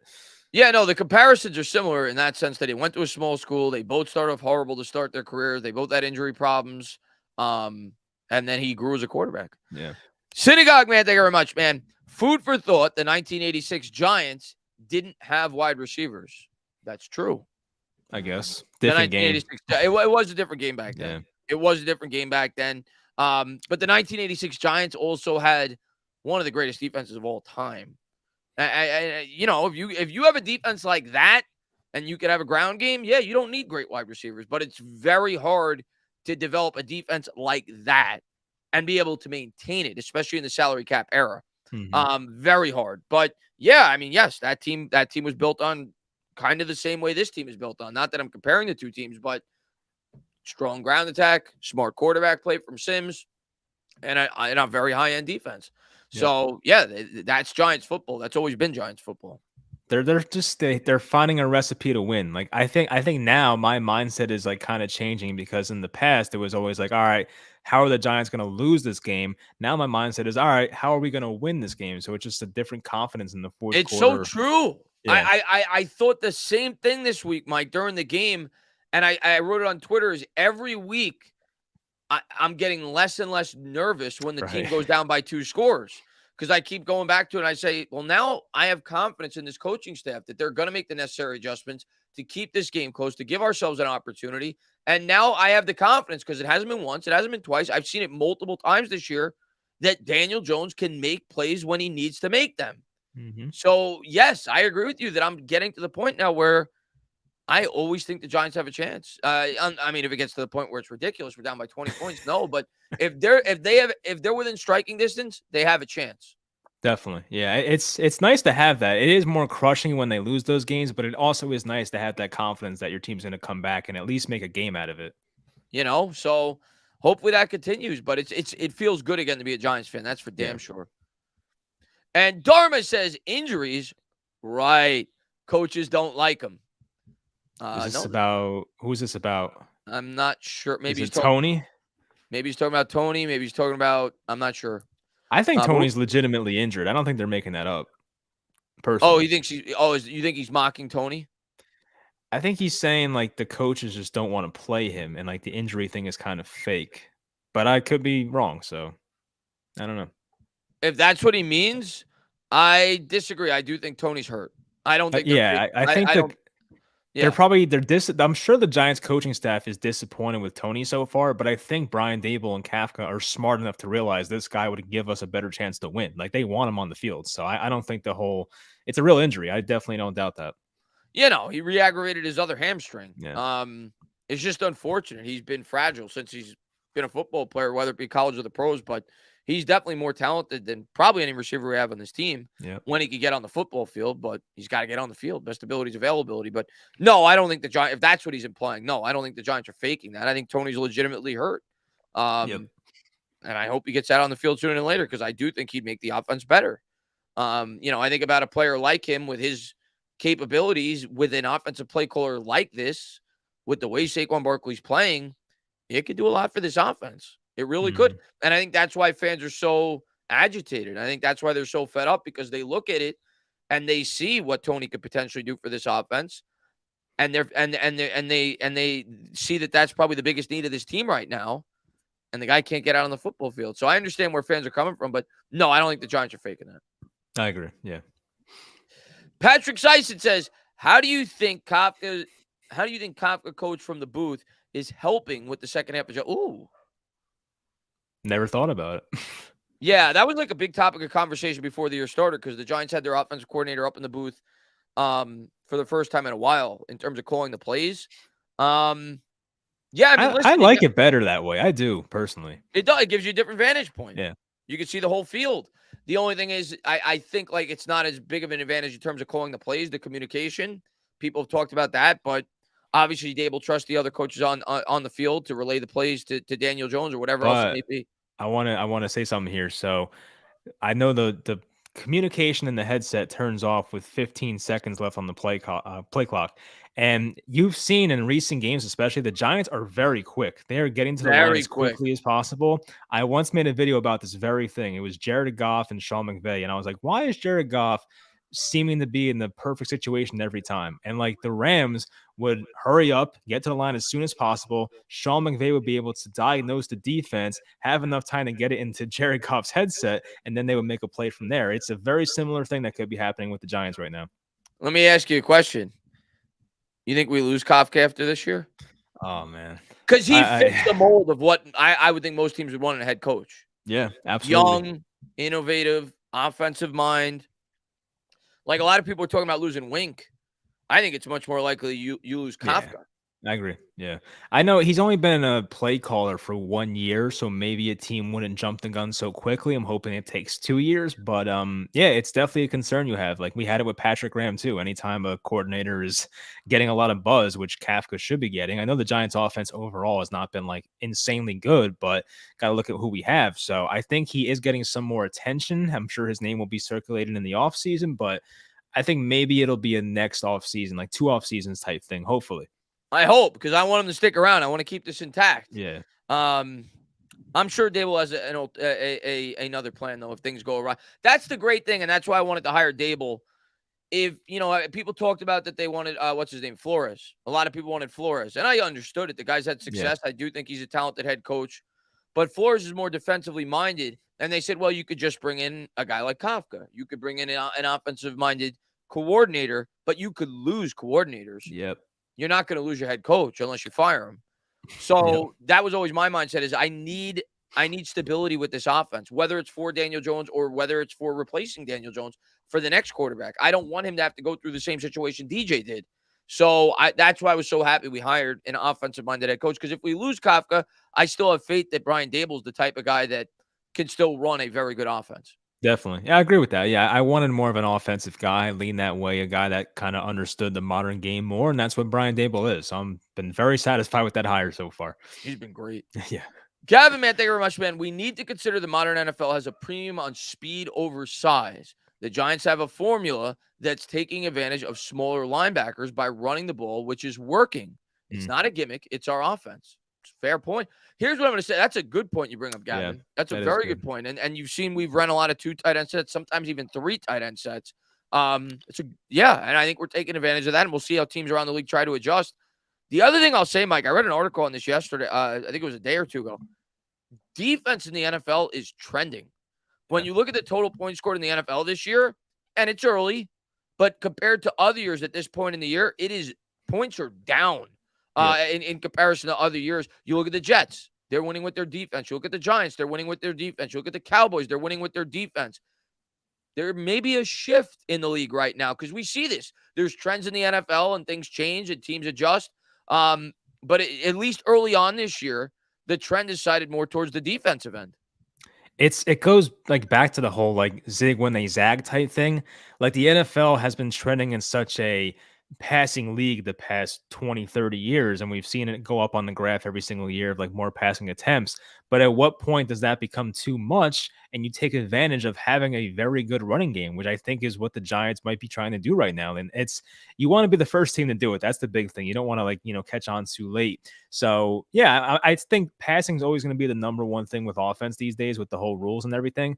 But maybe teams are getting too far away from the run, and the Giants are trying to bring it back the old-fashioned way and rely on their running back and rely on their defense, or maybe that's just the way the Giants are built right now. I don't know, but I think there is something to that, because there are small linebackers. There's linebackers that are 230 now. They used to be 250, 260. Simmons is a great example. Owusu-Koramoah with the Browns. They're just smaller guys. So there's definitely truth to that.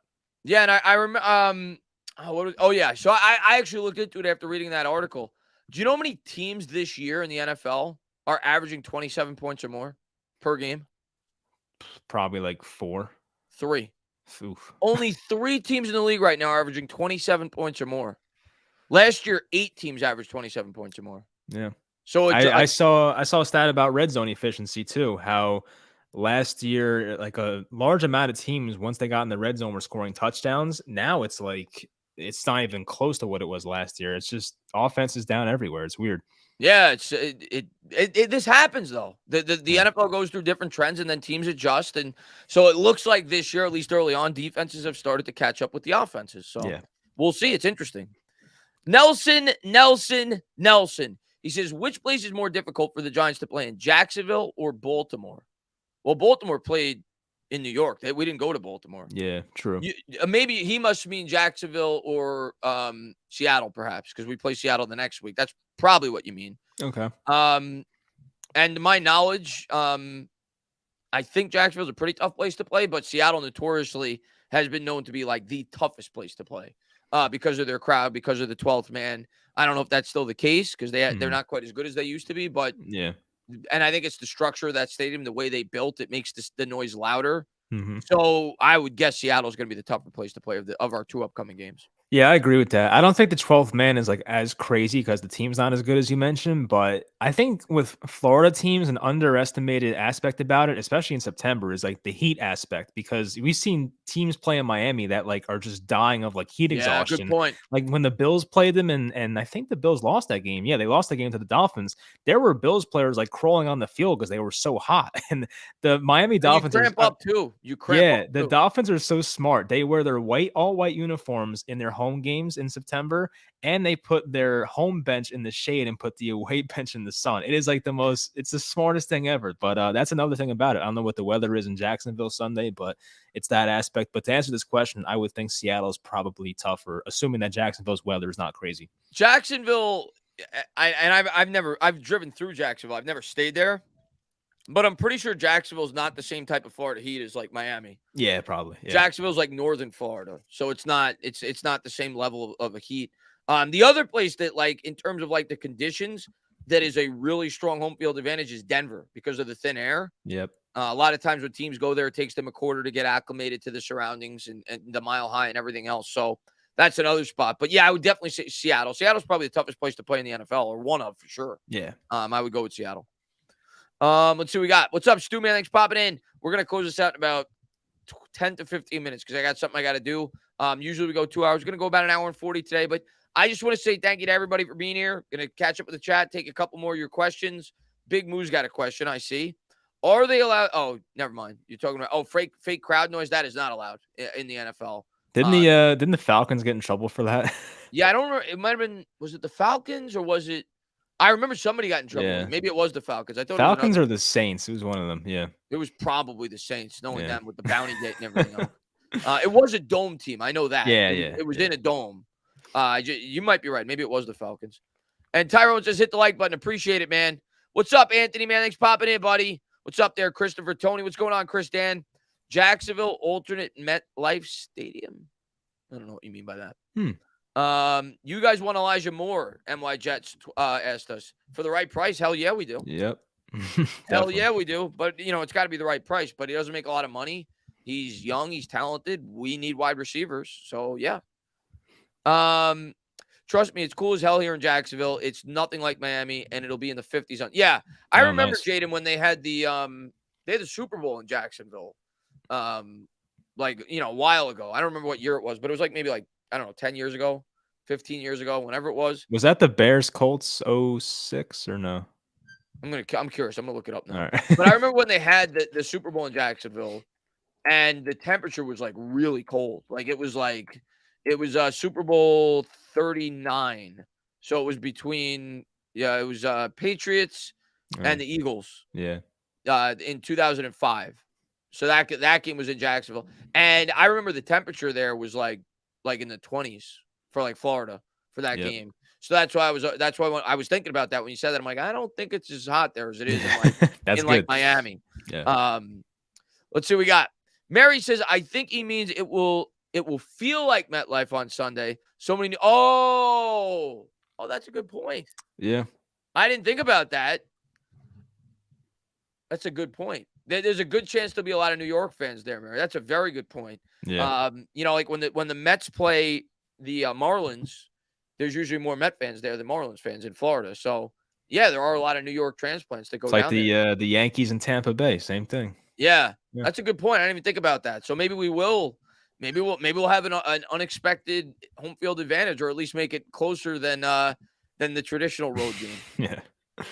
What's going on, Richard? Man, he says, good evening, Antenna. Blessings, brother. What's going on, Richard Judge? Man, thanks for popping in, buddy. I would pay 3 years, $45 million for DJ with an option to opt out last year. I think it's going to cost more than that. But I think it's only going to be a 1-year commitment. But if I had to guess what DJ is going to cost right now, if he continues at this pace, 3 years, 65, 70 million, but you're only going to commit 20, 22, 23 the first year, like what they did with Carr. Carr was more than that, but Carr was really a 1-year commitment they could get out after this year. I think it's going to be the same thing with the structured Jones contract, but it'll probably be 3 years, 70, but it's all about the guaranteed money. It's really not about the dollar amount that you see when you see the reported contract. It's the guaranteed money. Yeah. But regardless, I think they'll structure it in a way where they'll give themselves wiggle room if Jones regresses or doesn't continue to improve when he gets better surroundings around him.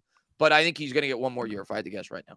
Yeah, I don't know what I would want to give him contract-wise. I haven't thought about it, but I do want to have a chance to get out after 1 year in case it goes south, because that's always possible. And I think that's what's going to happen, Yeah. if I had to guess. I don't think they're going to give him like a 5-year deal. Kellerman said 3 years, 75. That's about what I would think. $25 million a year. But again, it's not really $25 million. Yeah. It's not really $75 million. It's all about the guaranteed money. What do you think of us cutting Austin Allen for Lawrence Cager of the practice squad? Couldn't tell you. Yeah. Wait, Cager, isn't he a Jet? I thought. Hold on. Maybe I'm thinking of a different player. Yeah, he is a Jet. Oh, he just signed with the Giants. Oh, I didn't even know. I missed that. Lawrence Cager, I didn't hear about Giants practice squad. I think he was a Jet. So I did not know that. I missed that one. Let's see. Yeah, he's a Jet. I think it says he signed with the Giants practice squad. So that happened yesterday. So, yeah, I wasn't even aware of that. Let's see what we got. Let's not make the same mistake the Cowgirls made with Dak and Elliott.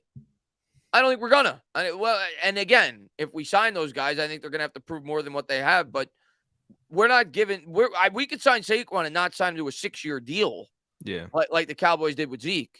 I don't think Saquon's getting a 6-year deal. I think he's gonna get a 4-year deal if we sign him. 4 years. It just seems like more of a Jerry Jones thing. He's so loyal to those guys, and he has this crazy loyalty to Zeke for whatever reason, and like that just seems like a Jerry Jones problem. I don't think John Mara would go that crazy, and I think they would let Joe Shane handle most of that stuff. So hopefully that's the case. Yeah, but I don't see him getting a 6-year deal, and I don't see us giving Jones a Dak contract yet. Maybe in the future if he continues to mature and get better, but not yet. What's up, Toba, man? He says, what's up, Mike? Too nice. What's up, Toba? How are you? Jonas says prediction for season-ending stats for Saquon and DJ. Oh. Very hard because it's not about stats with this offense. It's really not, for DJ at least. But I do think his stats will be more impressive as the year goes along, as we start to open up this offense.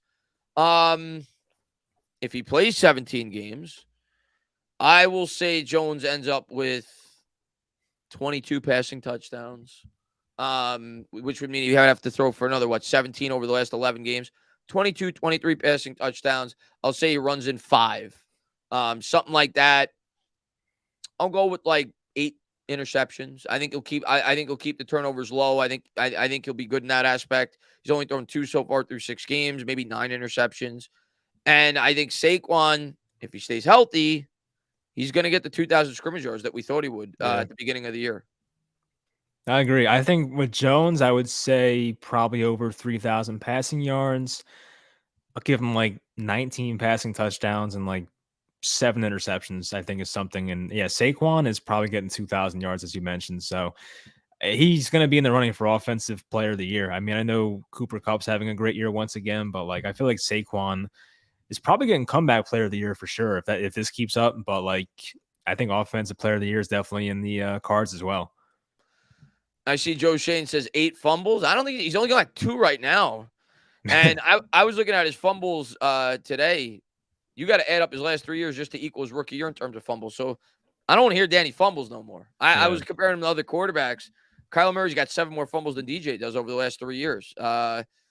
There was a bunch of other big name quarterbacks that have a lot more fumbles than he does over the last 3 years. So that's not really a problem with Jones anymore. It's just a narrative that's stuck because, Jones had 19 fumbles in 12 games as a rookie, and it was just so overblown. But yeah, it's not really that much of a problem right now. Yeah, that's over and done with. That's yesterday's news. Yeah. Would you guys want Claypool? He's a wide receiver. He's young. He's cheap. Sure. I would. Yeah, I like. Yeah, for the right price, absolutely. Why not? Bet the Saints tonight. I'm not watching the game. I'm not going to be here, but who are the Saints playing? I don't even know what the game is. Cardinals, Saints Cardinals. I hate both of those teams. I don't think either team is good.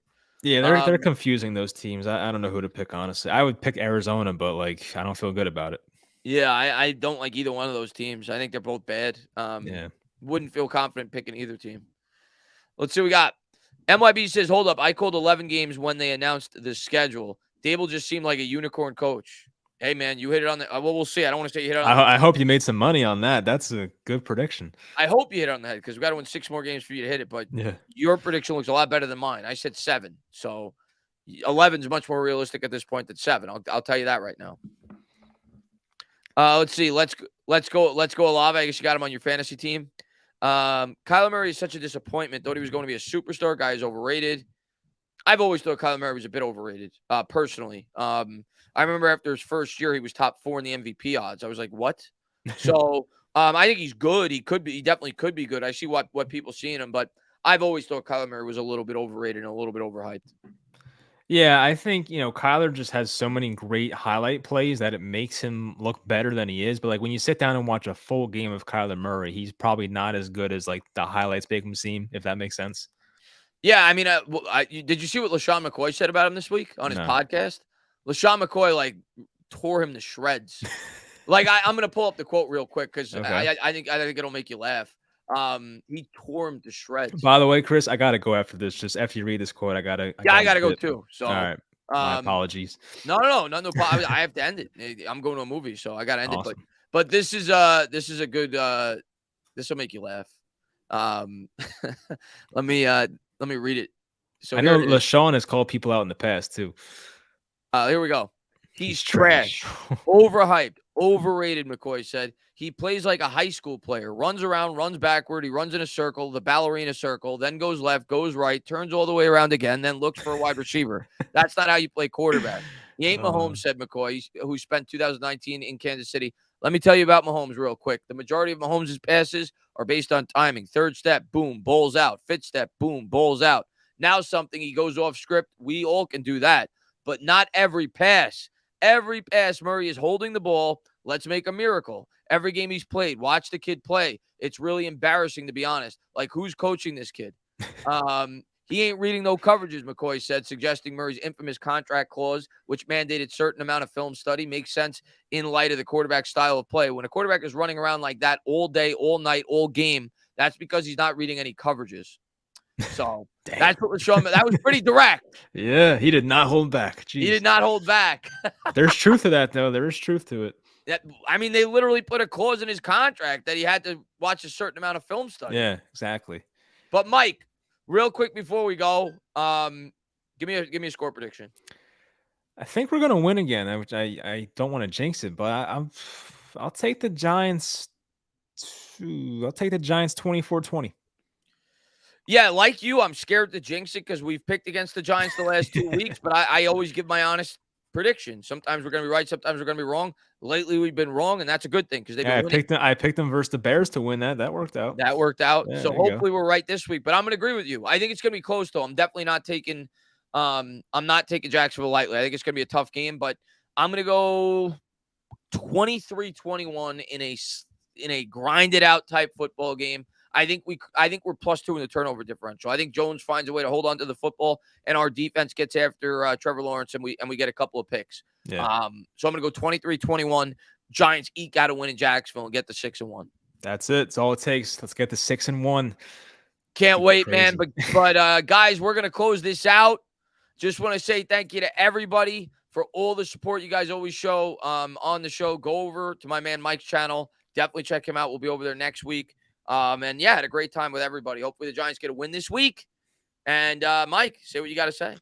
Yeah, it was great chat as always, guys. You guys were engaged. I was reading them, so thank you for joining. But yeah, we'll see you guys on my channel next week, hopefully. And once again, as I always say, hopefully you see me and Chris happy, as we're gonna be 6-1. So we'll find out what happens. Hey, but, you got to keep saying that because every week you say that we've won. I do every time. I'm like every time. If we win a game, you're gonna see us both happy. So hopefully that trend continues.